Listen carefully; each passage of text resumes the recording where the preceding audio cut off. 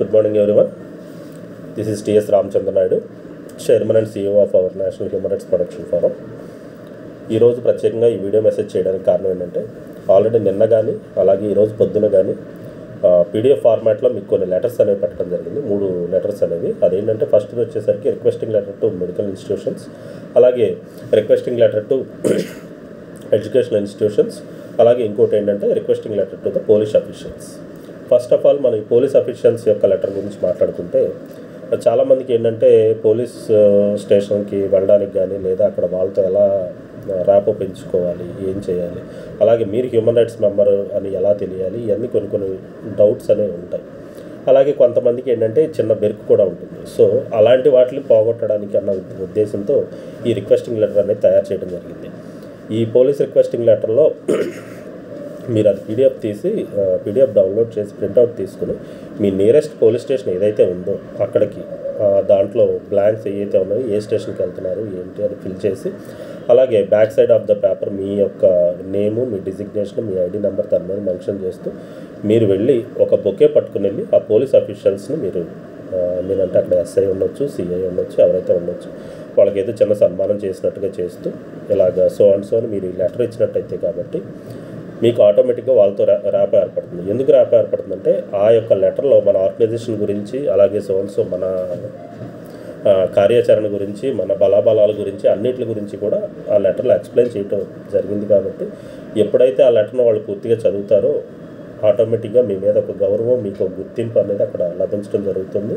అలాగే ఎప్పటికప్పుడు మీరు వాళ్ళతో టచ్లో ఉంటే ప్రజల పక్షం నిలబడి పోలీస్ వ్యవస్థను ఉపయోగించుకుంటూ మన ప్రజలకు మంచి చేయడానికి, అలాగే వాళ్ళతో మంచి ర్యాపో అనేది మెయింటైన్ చేయడానికి, ఫ్రెండ్లీ పోలీసింగ్ అనేది మెయింటైన్ చేయడానికి ఆ లెటర్ ఫార్మాట్ అనేది ఉపయోగపడుతుంది. అలాగే నెక్స్ట్ రెండోది ఏంటంటే ముఖ్యమైనవి requesting letter to medical institutions, అలాగే requesting letter to educational institutions. ఇవేంటంటే మెయిన్ గవర్నమెంట్కి సంబంధించిన వాటికి కాదు, ప్రైవేట్ హాస్పిటల్స్ అండ్ ప్రైవేట్ స్కూల్స్కి సంబంధించిన లెటర్స్ ఇవి. ఈ లెటర్స్ యొక్క ముఖ్య సారాంశం ఏంటంటే ఆ లెటర్లో మన ఆర్గనైజేషన్ గురించి వివరాలు, బలాబలాలు తెలియజేస్తూనే వాళ్ళని అడిగేది ఏంటంటే మేము రిఫర్ చేసిన పర్సన్స్కి కానీ లేదా మన కుటుంబ సభ్యులకు కానీ ఎవరికి అయినా సరే మెడికల్ బిల్లో కానీ లేదా స్కూల్ మన యొక్క చిల్డ్రన్ ఎవరైతే ఉంటారో వాళ్ళ యొక్క స్కూల్ ఫీజులో అయినా కూడా 40% రాయితీ కన్సెషన్ అనేది ఇవ్వమంటాం జరిగింది. సో మన ముఖ్యమైన కార్యాచరణ ఏంటంటే మీ దగ్గరలో ఉన్న ప్రైవేట్ స్కూల్స్కి, ప్రైవేట్ మెడికల్ హాస్పిటల్స్ అన్నిటికీ కూడా వెళ్ళి ఈ లెటర్ అనేది మీరు వాళ్ళకి ఇవ్వాలి. ఇచ్చినట్టయితే ప్రతి ఒక్క హాస్పిటల్ లేదా ప్రతి ఒక్క స్కూల్ మనకి స్పందిస్తారని అక్కర్లేదు. ఒక 10 హాస్పిటల్స్కి మీరు ఇచ్చినట్టయితే, 10 స్కూల్స్కి కానీ మీరు ఇచ్చినట్టయితే అందులో 1 లేదా 2 లేదా 3 హాస్పిటల్స్ కానీ స్కూల్స్ కానీ వాళ్ళు రెస్పాండ్ అయ్యి వాళ్ళు 40% రాయితీ ఇవ్వకపోయినా 20% ఇస్తానన్నా, 30%, 25% ఎంత ఇచ్చినా కూడా, ఈవెన్ 10% రాయితీ ఇస్తానన్నా కూడా మనం అక్కడ విజయం సాధించినట్టే. సో అప్పుడు ఏంటంటే వాళ్ళ దగ్గర నుంచి మనం ఇంత % రాయితీ ఇస్తారని మన లెటర్ వాళ్ళు రిసీవ్ చేసుకున్న తర్వాత వాళ్ళ దగ్గర నుంచి మనం కన్సెంట్ లెటర్ అనేది తీసుకోవాలి.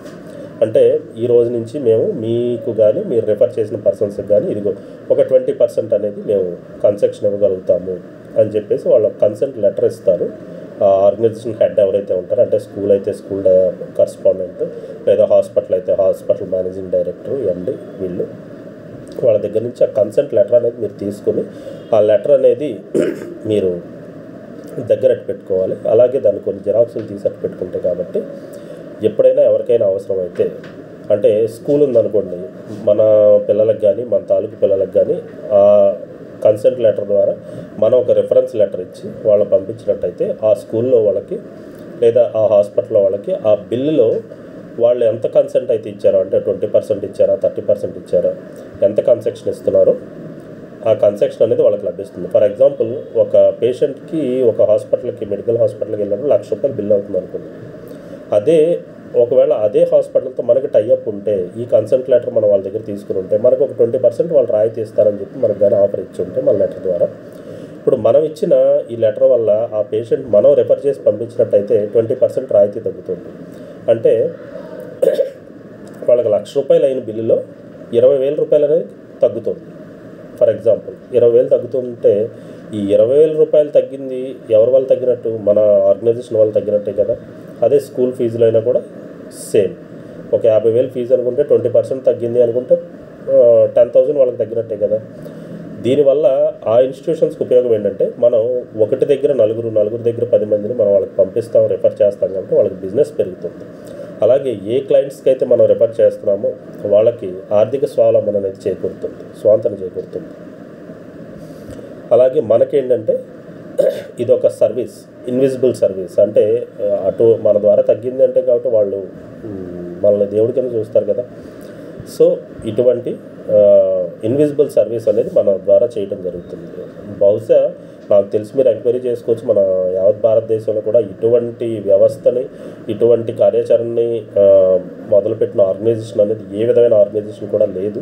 నాకు తెలిసి మనదే ఫస్ట్ ఆర్గనైజేషన్. ఈ రకంగా ఇన్స్టిట్యూషన్స్ని మనం రాయితీ అడుగుతూ మనం రెఫర్ చేయడానికి చేసే ప్రయత్నం అనేది మనదే మొట్టమొదటి ఆర్గనైజేషన్ నాకు తెలిసినంత వరకు, నేను ఎంక్వైరీ చేసినంత వరకు. సో వాట్ ఎవర్ అది ఏది ఎలా ఉన్నప్పటికీ కూడా మన ప్రయత్నం అనేది మనం చేస్తే రేపొద్దున ఎవరికైనా ఏ మెడికల్ అవసరం రావచ్చు, లేదా స్కూల్ ఫీజెస్లో కానీ కాలేజెస్లో కానీ ఏ అవసరాలైనా రావచ్చు. కాబట్టి ఇప్పుడే మనం మన ఆర్గనైజేషన్ ద్వారా ఈ పనులనే చేసి యుద్ధ ప్రాతిపదికన ఇవన్నీ మొదలుపెట్టింది. ఎందుకంటే త్వరలో మళ్ళీ స్కూల్స్ క్లోజ్ అవ్వడం, ఓపెన్ అయ్యే టైం కూడా వస్తుంది. అలాగే హాస్పిటల్స్ కూడా ఇచ్చి మనం కన్సల్ట్ లెటర్స్ తీసుకుని ఉంటే ఎవరికి అవసరమైనప్పటికీ కూడా మనం వాళ్ళకి సహాయం చేయడానికి అవుతుంది. అలా కాకుండా అప్పటికప్పుడు సడన్గా అడిగేసి సార్ ఈ హాస్పిటల్లో మనకి కన్సెషన్ ఇస్తారా అని అడిగితే అది మనం ఏం చేయలేము. ఎందుకంటే హాస్పిటల్తో మనకి టైఅప్ లేనప్పుడు వాళ్ళు మనకి కన్సెషన్ ఎందుకు ఇస్తారు?